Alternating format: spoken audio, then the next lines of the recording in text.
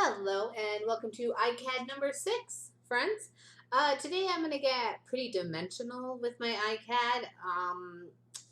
That's the best way to put it. I love layering things and I love using natural elements, and so far my ICADs have been sort of paint based and collage based and things like that, but today we're going to pull in some thicker material, some heavy duty things like this piece of cardboard. This was just given to me by my friend Tina. She comes to my art journaling classes, and it's such a great community that I have going on here. So here's like a little quick shout out to all of them. They're all so willing to share, and they're all wonderful people, and we all have different life experiences, but we're all together in this art journaling adventure, and it's really, really great. So I got a great group of local gals here, and Tina, she brought me some of this cardboard, and it is just divine. It is like 3/4 of an inch tall. It's insane.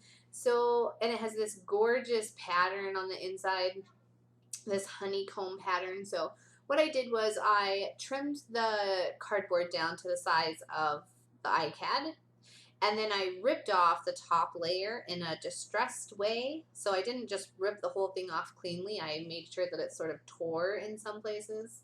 And then now I'm gluing it to, very specifically, the exact same size ICAD that I've been working on, because I have a whole stack of these ICADs prepped. I pre-gessoed them, and they're all 3 by 5 inches.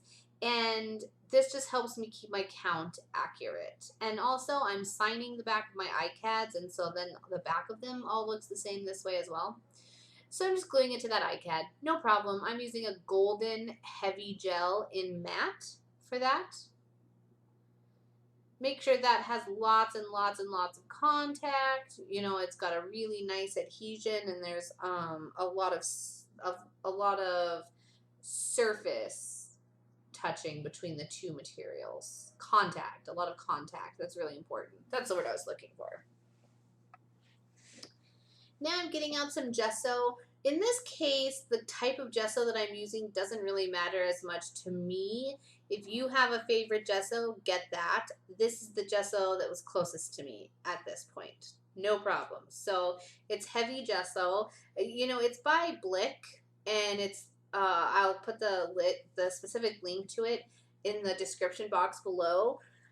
But it's not marked as a heavy gesso. It just is heavy. I just know that. So this is my go-to for heavy gesso. And in this case, I already had it on my desk from something else I had been playing with. So I used this gesso to white out some of that craft colored cardboard that was popping through.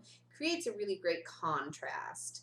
And then I also used a palette knife to scrape it around and kind of highlight some of the textures that we're getting from the inside of the cardboard, the corrugated area.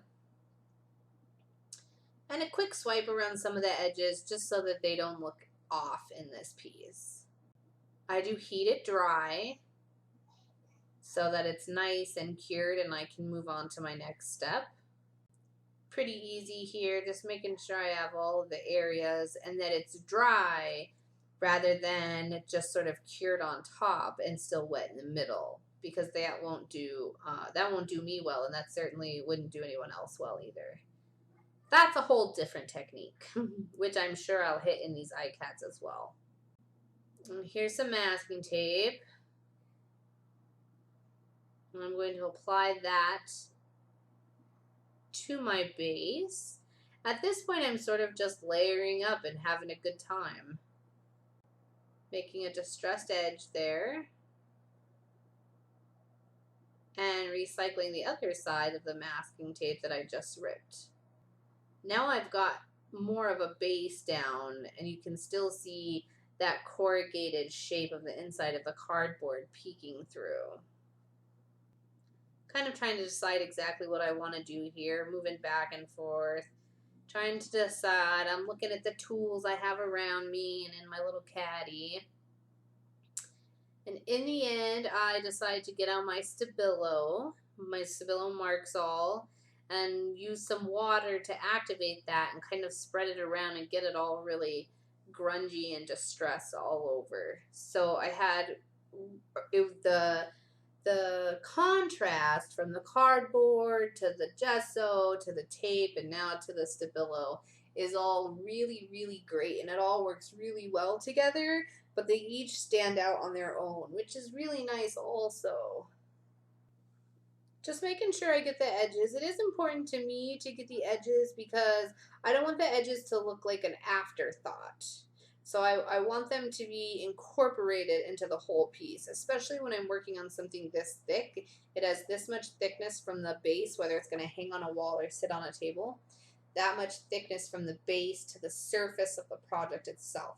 So it's the same thing when I'm working on like a wooden cradle board or, you know, a gallery canvas that might have 1.5 inch, 2 inch, or even 3 inch borders, ledges. I always wrap my paintings and my projects around.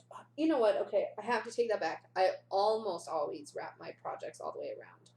It's important to me that it doesn't look unfinished. And you don't have to necessarily wrap your entire project around the canvas or the board or just the thick project that you're working on, because you can always go back in later and maybe paint it a solid color, or you know, it could be black or white or brown. You could color it gray. It could be a coordinating color, or it could be really, really striking, and you could make a gold edge. There are always options if you neglect to finish the edges of your project while you're working on it. I tend to lean more towards working the edges while I'm working the rest of the project, and to me, it gives it a more cohesive, coordinated feel. It has better continuity that way for me.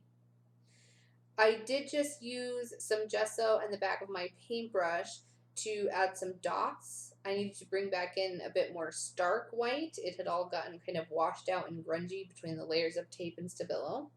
So I added some dots, and then I am coloring or scribbling some circles around the dots with a Stabilo, and then I am activating that with water.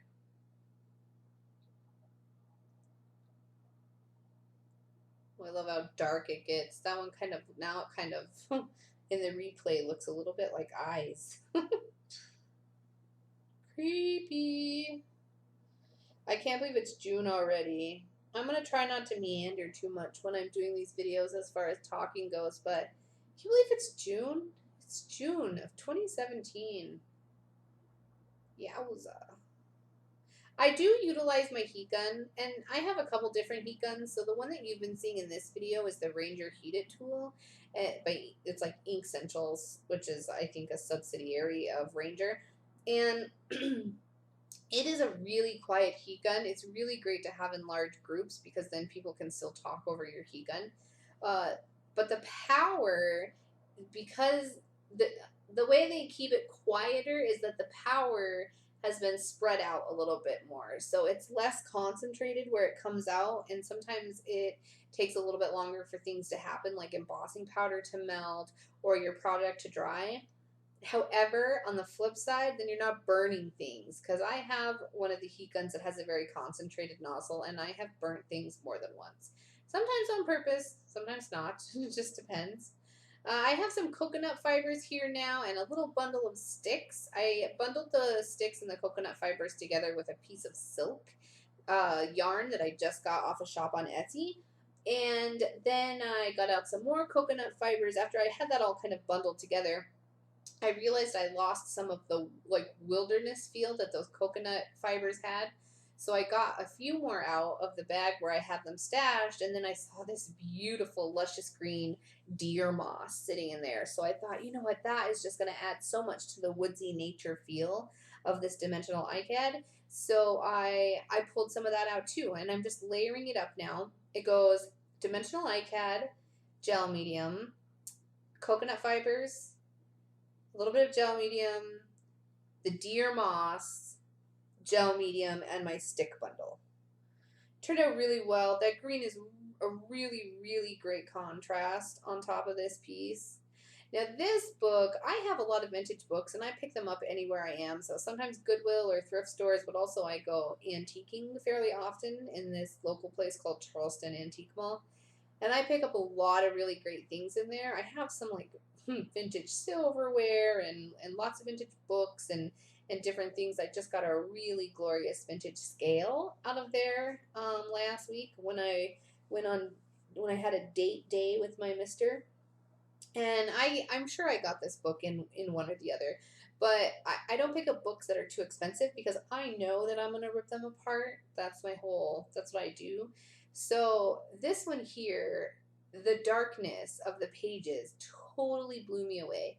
I think I probably paid a couple bucks for this book, which is a little bit more than I would normally pay, but the tone of the pages, they're like this sort of like rusty caramel color, like not dark enough to be to not be read the words, but the tone of these pages is so rich and so dark. I've never seen a book where they were this dark before. So I picked it up. I do use it a little bit sparingly. I'm trying to get better about that. You know, like if you have the products, you need to use them, especially if they're going to be things like paints and glues and glitter glues and stuff like that, because that stuff does go bad.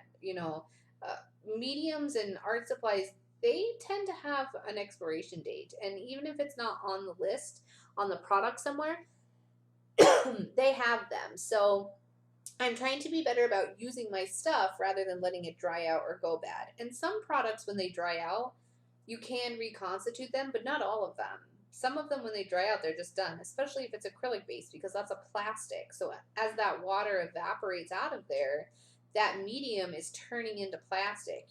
It doesn't go back the other way. Once it's dry, it's done. So keep that in mind. I've been trying to work harder on that myself as an artist too.